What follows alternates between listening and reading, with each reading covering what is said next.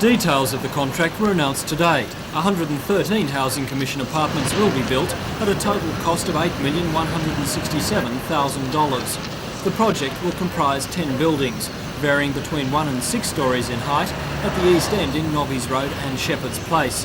The government says the project will house several hundred people, with accommodation split between apartments for families and apartments for pensioners. The contract also includes a 2-level partially underground car park and a ground-level car park with parking for 76 cars. The successful tender was the National Leighton Contractors Company, which was chosen ahead of several local tenders. In the past, Leightons have built several projects for the Housing Commission, including blocks of apartments at Hamilton South and Windale. Work on the project here will commence shortly, and within a matter of 18 months, this peaceful and undeveloped part of Newcastle will be transformed.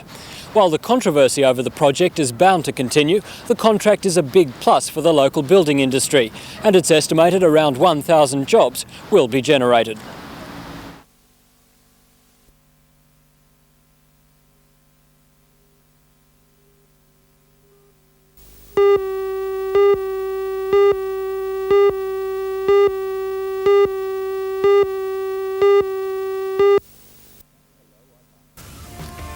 Hello, I'm Mark Matho, and tonight I'll be reporting on the long-awaited decision by the Coal Industry Tribunal into the miners' national log of claims. The miners have been granted 5 out of 6 of their major claims, but only if they promise 2 years of industrial peace.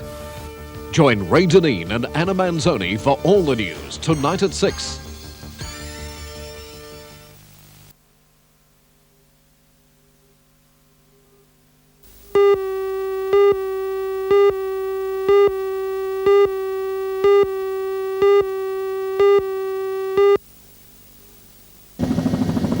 The Coal Industry Tribunal's decision grants the nation's miners most of their major claims: an extra 5 days sick leave a year, absorption of travelling allowances into basic wage rates, indexation of production bonuses, and a flow-on to miners of the 3% national productivity claim. The only significant point lost by miners is a claim for a 20% loading on annual leave.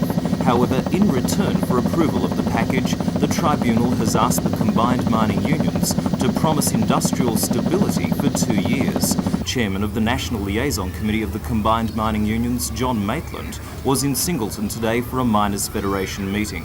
He's generally pleased with the decision, but believes industrial stability has been damaged by the actions of employers during the dispute.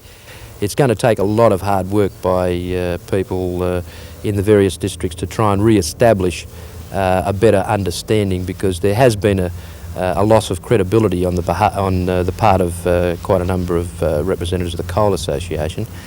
Meanwhile, the Executive Director of the Australian Coal Association, Dr. Barry Ritchie, says he is shocked by the ruling. It would be fair to say that the proprietors are somewhat of a state of shock over the decision. It went far further than the proprietors expected, and have added much greater costs to the industry than they expected. The success or otherwise of the Tribunal's package will be known on Thursday, when the Miners' National Liaison Committee meets in Newcastle to decide whether to accept the package.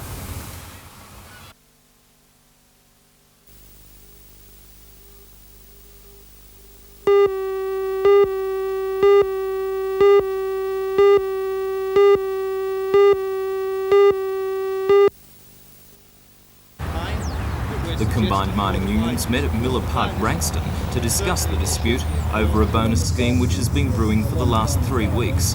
The miners say that even though production is up, bonus payments worth about $240 a week are falling in real terms. Now there's an example there on around about $250 to $300 to any other place, and since then have been attempting to renegotiate it. The miners believe it will be a long dispute because of what they say is the uncompromising attitude of Coal and Allied.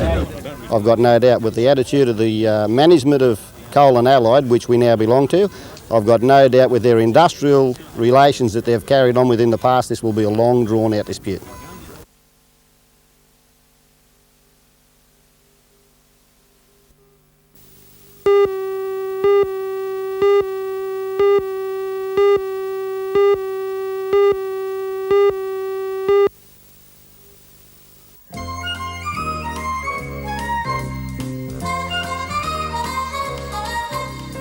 Isabella Thompson of Blackall's Park missed her calling in youth. The 98-year-old great-grandmother should have been for the catwalk. That was the opinion of a delighted audience who watched her fashion model debut. The parade was held for the benefit of visitors to the village's daycare centre as well as its permanent residents. Isabella is not among them, but was invited to participate in the parade along with staff members. The fashion parade is considered occupational therapy, providing entertainment and satisfying an interest in clothes which transcends all age barriers. This is the 8th year the parades have been held, and both the summer and winter collection is presented. The few garments have been modelled with quite the flair as that displayed by the gallant Isabella.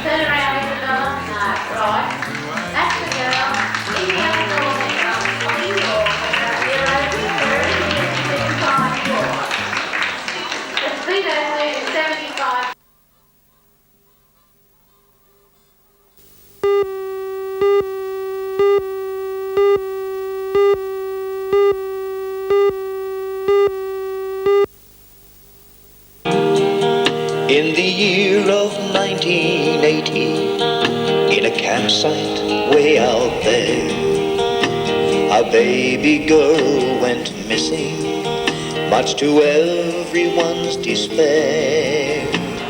John Sutherland joined Rex Dallas and his son Brett Dallas in a performance of his song at his Newcastle home today. The centre is included on Rex's 15th album, and the track is receiving airplay on a number of country music radio stations around Australia. John wrote the song in 1981, the year after Azaria disappeared from her parents' Ayers Rock campsite. I thought very sort of strongly about the case at the time, and it was one of those cases that sort of did get to me.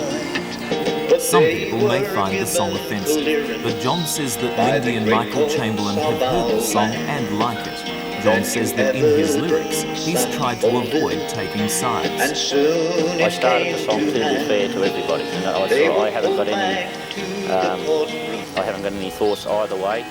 So whatever the truth may be, there's three who surely know: the mother, the father, and God who watches them below.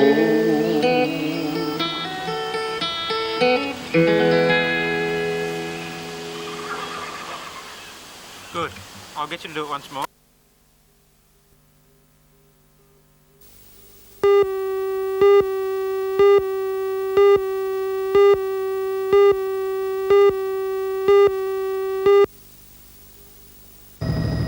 The hunter's natural heritage has paid a high price over the years as man has endeavoured to make money out of agriculture, horticulture and grazing. Treeless flats and slopes the legacy of his folly. If the dream of the Greening Australia Hunter Valley project and the Forestry Commission comes true, however, native trees will once again be a predominant feature of the landscape. So typical of so much of the Hunter Valley, a bare and denuded paddock, but not for much longer. When this tree and the 1,000 others in this paddock grow, this will become a grove, a woodland of a number of species. It'll provide shelter for stock, recreation areas for people, but most importantly, it'll become a model for other farmers to come and visit, and for them to find out how to plant trees and of what benefit they are to their farms. Wyndham Estate is one of 24 properties being used by the project at the moment to develop these models. Scrub along the riverbank is being cut down by some of the 42 people being employed under CEP funding in a $500,000 scheme. And the bulldozer is being used to clear noxious plants such as the Bura and Bacchus fir and aniseed and castor oil trees. In a couple of years from now, this should be a good example of how trees can be used for riverbank stabilisation, erosion control and recreation. Elsewhere on the estate and throughout the valley, models are being developed for grazing properties, dairies, horse studs, orchards and small crops holdings to show how trees can be utilised to enhance the diversity of agronomic systems. All the properties have been carefully selected. They are all publicly accessible. All are in their own right successful, and all are managed by people with a commitment to regreening the hunter and an ability to provide fencing materials, water and site preparation. Project officer in charge of the Forestry Commission scheme is Peter Dice. If you look at the major land use of Australia, the major areas are farming areas, and if we're going to try to put trees back onto the land, farming communities and farmers in general are the people that we have to approach. So far 15,000 trees have been planted, and before the scheme winds up in December, it's hoped that total will have grown to around 50,000. Once the model farms are established, it will then be up to individual farmers to take the initiative. And with the promise of a verdant hunter, let's hope they get every encouragement to do so.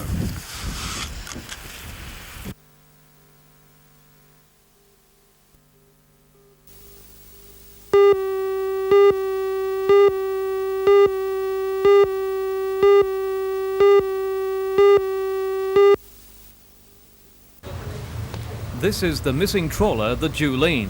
The 9-metre wooden boat has been the subject of today's intensive air and sea search involving 10 fixed-wing aircraft and the police-launched Doyle.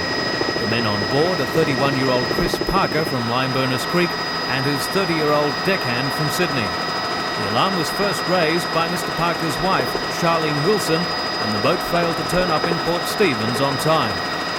The trawler was due into Port Stephens 1:30 Wednesday afternoon. And despite a small search yesterday, it wasn't until late last night that a full-scale search was handed over to the Canberra Coastal Surveillance Centre.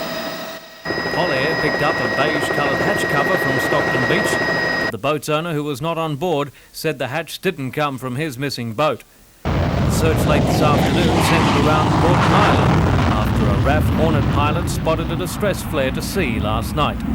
Police hold grave fears for the safety of the men on board because the boat is not equipped with a radio or life raft but is carrying distress flares. If nothing is found, the search is almost certain to be called off later tonight.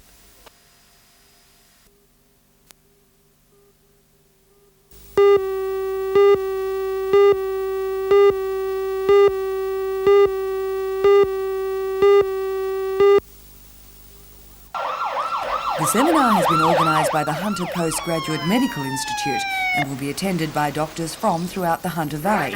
The many issues under discussion will include communication between attending and advising doctors, patient transport, such as the helicopter service, and what hospital facilities are available for trauma victims.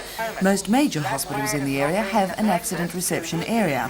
The Royal Newcastle Hospital has a 6-bed ward, which provides around-the-clock emergency treatment for accident victims. During the day, it's staffed by 3 nurses, at night 2 nurses, and 1 doctor for day and night duty. Seminar coordinator Dr Bill Ward says the standard of treatment for trauma victims in the Hunter is very good, and says this will improve even more with the opening of new facilities. Well, at the moment, the main centre for care of trauma victims is here at Royal Newcastle Hospital, but the new teaching hospital will contain a trauma centre, which will then centralise trauma services for the Hunter region. Of the seminar's keynote incident that produced the injury. In other words, it's John Citizen is the first person there, and from that point of view... Dr Trinker says that in Australia the incidence of road accidents is falling, but says that everyone should have an elementary knowledge of first aid.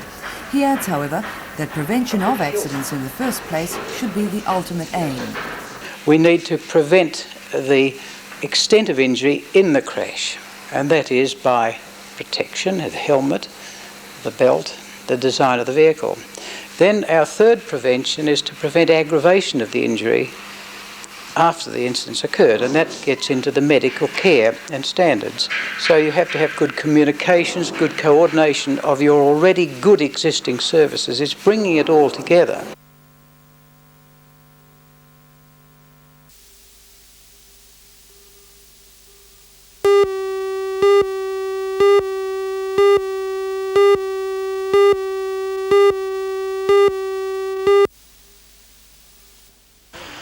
More than 8,000 residents of the Trawler, Rutherford and Lochinvar areas were eligible to vote today, and polling officials say the turnout was very high for a by-election.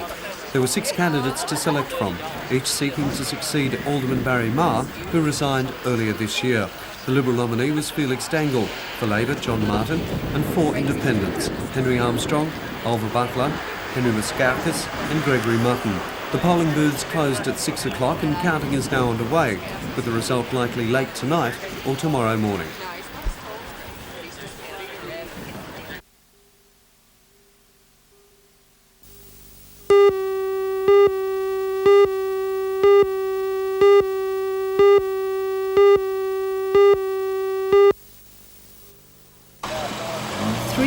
brigades rushed to the house after neighbours had raised the alarm.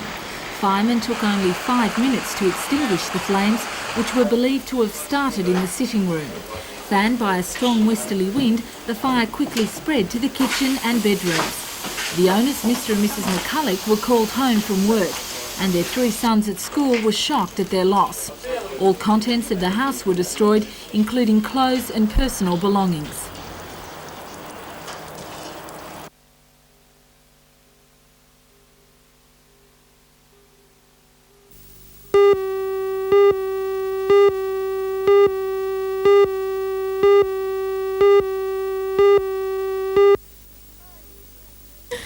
Hi, this is Marguerite with Chris and Cole on 2NX, and this is my new single, Walking on Water. Hope you like it. At 24, one of Newcastle's best-known singer-songwriters is set to gain national recognition. Marguerite first caught the attention of Polygram Records last year when she won the Rock to Riches competition. But local audiences got to know her while she was playing music to pay for college. This song is a big step.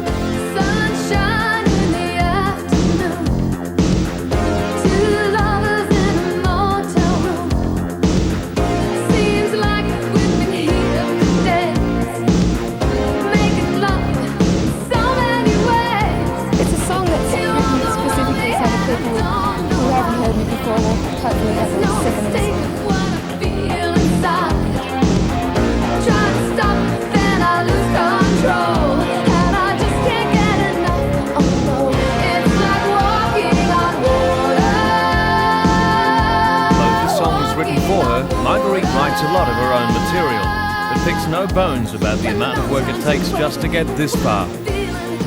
My ultimate dream really is to get an album out with my own material. That's my goal at the moment. Great, that'll do. That's a nice close.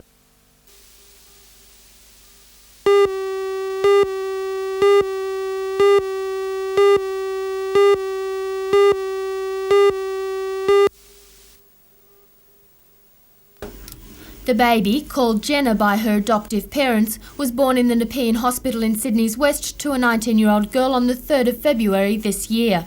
Today, Central Coast detectives were tipped off that a woman thought to be the natural mother was in the area. The woman brought in for questioning was visiting a friend. Her family comes from Sydney's West. 2 detectives from the Juvenile Services Bureau based at Penrith travelled to the Entrance Police Station to question the woman. Police say the baby was sold 6 days after her birth for $10,000. It's thought the money was to be used to buy illegal drugs. Police involved in the case say they expect charges to be laid later this evening.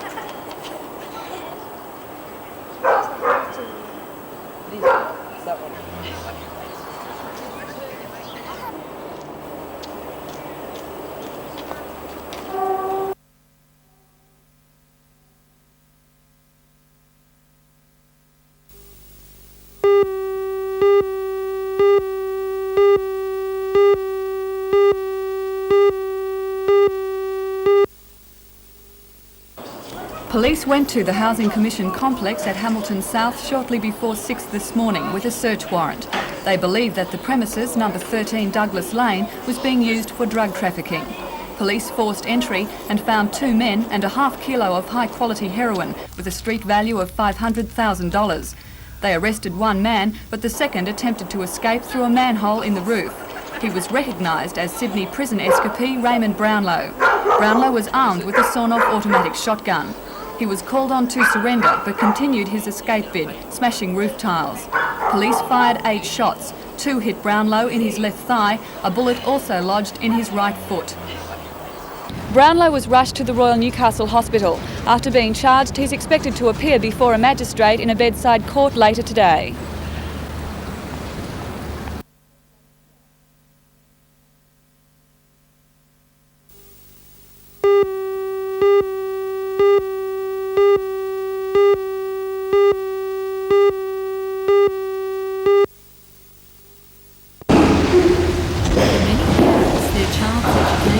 create many problems. School days have come a long way from the old spelling and timetable lessons. Many parents feel responsibility to become involved in their child's schoolwork. But for most, the main difficulty lies in keeping up with the latest trends in education. The Workers' Education Association has developed a course designed to help parents understand and become more effective in their child's schooling, particularly homework. Lecturer of the WEA course, Gwenda Sanderson, explains. Well, these seminars are designed just to give parents practical information about not just homework, but helping children in other subject areas, for example, in terms of becoming good spellers, in terms of becoming really good at story writing and some of the secrets of story writing. We encourage parents to get their children into reading because I think that's really important in terms of students becoming successful. A selection of children's books and hints on schooling are available to parents who, according to Gwenda, can learn valuable skills to increase their child's educational potential. We talk about building self-confidence. That's one of the courses. It's a very popular course. We're interested in helping children generally do well at school, and so I think parents, if they have access to this information, can better help their children.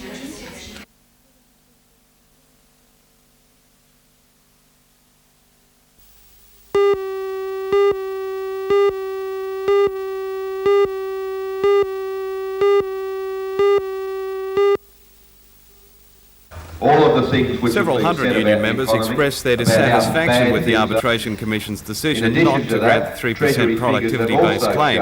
The meeting was told unions had honoured their commitment to centralised wage-fixing principles and that there was a continued campaign by employers to block the productivity claim.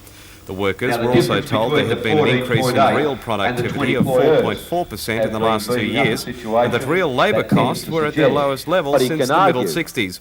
This, combined with a record low level of industrial unrest, should be reflected in wage increases. And as far as the debate on the economy, wage cuts were not the answer to Australia's economic problems. Now the problem is, very few people can demonstrate how those long-term problems of the terms of trade can be improved if what we do is simply cut wages, because that doesn't solve the problem.